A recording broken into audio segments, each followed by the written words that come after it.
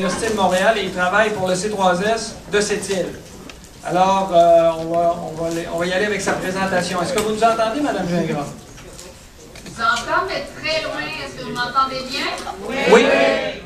Parfait. À vous la parole. Bonjour tout le monde. Je suis heureuse de parler à mon écran sans voir voir de visage de l'autre côté.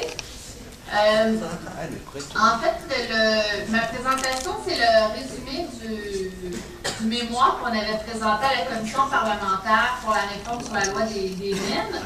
Puis également, on avait présenté ce même mémoire-là pour l'audience qu'il y avait eu pour le projet Matouche, le projet le plus avancé là, en termes d'exploration d'uranium au Québec.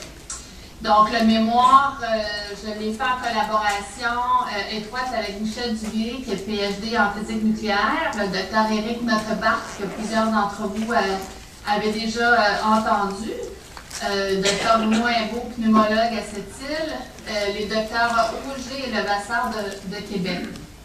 Puis en plus, il y a une cinquantaine de médecins qui ont co-signé le mémoire également avec nous. Donc, comme préambule, il demeure que c'est un sujet qui est controversé.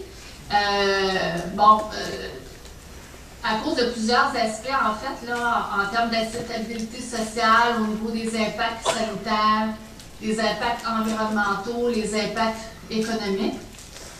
Puis le consensus des connaissances est à venir. Ce qui est essentiel, c'est que tous partagent le principe qu'on vit dans une société démocratique où les débats d'idées sont sains, sont essentiels pour favoriser là, une bonne compréhension de tous les enjeux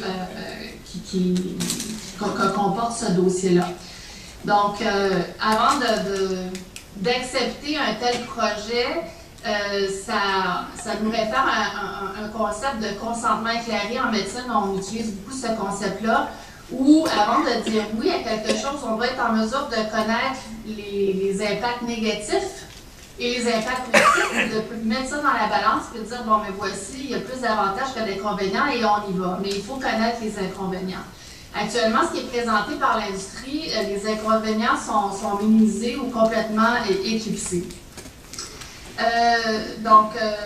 Pour tout ce qui est projet industriel, c'est quelque chose d'important, puis encore plus dans le dossier de l'uranium, étant donné qu'on a le temps d'agir en amont, parce qu'il n'y a pas de mine d'uranium encore, et j'espère qu'il n'y en aura pas non plus. Donc, juste pour vous faire un petit rappel, en 2008, on était 34 médecins du C3S de cette île, puis pour des raisons de santé publique, on a décidé qu'on s'opposait publiquement à de tels projets. Mais à ce moment-là, ça passait comme du beurre dans le poêle, personne n'a entendu parler. On avait eu une réponse de notre directeur de la santé publique qui disait que, bon, qu'on était un peu alarmiste, puis qu'on était juste au stade d'exploration, ça fait qu'il n'y avait pas lieu de s'inquiéter. Suite à cela, il y avait eu la sortie du rapport du vérificateur général du Québec en 2009 qui confirmait que par rapport à la gestion des résidus miniers, on avait un sacré problème au Québec, puis que le gouvernement avait fait peur de laxisme dans ce dossier-là. Donc, vraiment, le vérificateur général avait pointé du doigt le ministère des Ressources naturelles et de la Faune pour sa mauvaise gestion de ces dossiers-là. Quand même, notre lettre avait permis qu'on ait un forum, entre guillemets, public à cette île en mai 2009, mais c'était sur les ordres de bureau, c'est que c'était pas mal les scientifiques qui ont été invités, qui ont participé. On n'a eu pas beaucoup de participation de la population, étant donné les horaires de jour. Par la suite, il y a eu l'émission Enquête en novembre 2009 où on démontrait là, plusieurs sites qui avaient été abandonnés au Québec. En décembre de 2009, nous, on avait eu un ras-le-bol parce que malgré qu'on décriait et qu'on essayait de dénoncer ce qui se passait dans notre région, il n'y a rien qui se passait.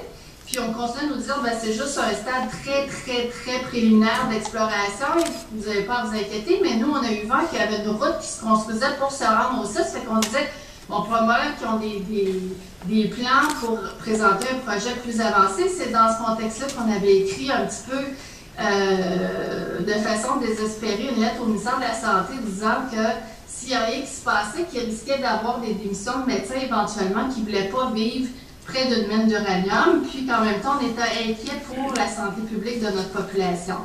Donc, c'est là que vraiment, il y avait eu un raz-de-marée médiatique. Puis, on nous avait envoyé la santé publique du Québec, le directeur de l'Institut national de la santé publique, pour venir calmer le jeu un peu. Puis, à ce moment-là, il avait annoncé la formation d'un comité de travail, dont je vais vous parler un petit peu plus tard. Donc, suite à ça, c'est sûr que ça a fait un raz-de-marée, mais il y avait eu d'autres confrères qui avaient écrit dans l'actualité médicale pour supporter notre démarche. Puis vite, les gens se sont rendus compte qu'on n'était pas des médecins démissionnaires, mais plutôt des médecins engagés qui étaient prêts à prendre des risques, quitte à avoir des plaintes au collège pour dire « Réveillez-vous, il y a quelque chose qui se passe, puis un coup, on va avoir la main dans l'engrenage, il n'y aura plus de retour en arrière. » Suite à ça, il y a eu plusieurs pétitions pour un moratoire qui ont été signées. À cette île, le conseil municipal a commandé un sondage EG Marketing qui a donné des résultats assez clairs par rapport à la non-acceptabilité sociale de ce projet-là dans notre région. Il y avait 91% des Sept-Îliens qui étaient contre l'implantation de cette industrie, puis 86% voulaient un moratoire pour l'ensemble du Québec. Puis, il avait posé la question: est-ce que votre décision est basée sur, est-ce que vous avez été influencé par la menace de départ éventuel de médecins? Puis seulement 6% avaient répondu que oui, et 94% ça ne faisait pas partie de leur position.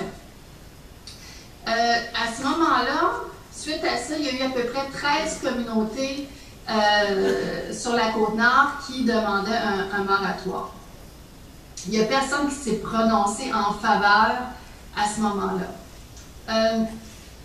Quand on a fait notre sortie, il n'y avait pas de groupe d'experts sur la question au Québec. Vous allez sûrement rencontrer dans votre région le docteur Dessau, qui travaille pour la santé publique, l'Institut national de santé publique. Mais lui, sa spécialité, c'est un expert sur le radon domiciliaire. Donc, il n'y a pas d'expertise par rapport aux impacts sur la population encore. Comme je vous disais, le projet le plus avancé, c'est au Mont-Atiche, puis on suspecte, en tout cas, si jamais il y avait une mine, elle ouvrirait aux alentours de 2014. Maintenant, pour ce qui est du groupe de travail, donc l'annonce aux médias par le docteur Alain Poirier de l'Institut national de santé publique de la création du groupe, ça vient attester de la nécessité de poursuivre l'analyse de ce dossier. Donc, il y a plusieurs membres. Il y a le docteur Cloutier, qui est directeur de la santé publique Côte-Nord. Il y a un assistant qui est avec lui, qui donne des cours à la maîtrise par rapport à la santé et l'environnement. Il y a des représentants du ministère des Ressources naturelles, des représentants du ministère du Développement durable et de l'Environnement, quelqu'un de la ville de Sept-Îles, quelqu'un de le maire de Bidgewambits, qui est une ville sur la Côte-Nord. Au niveau du Conseil régional de l'environnement de Sept-Îles qui est là, il y a des représentants Inuits, 2 médecins, dont moi, le docteur Rimbaud, et il y a 2 citoyens, dont Marc Fafard, que vous avez sûrement entendu parler.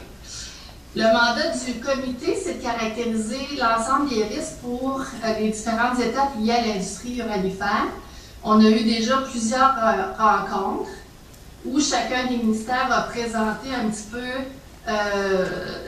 leur mandat à chacun. On a eu également la Commission canadienne de la sûreté nucléaire qui est venue nous parler de tout ce qui était mis en place pour s'assurer de la sécurité. Par contre, la lacune de ce groupe de travail-là, c'est qu'on n'a pas le mandat d'étudier l'impact sur l'environnement.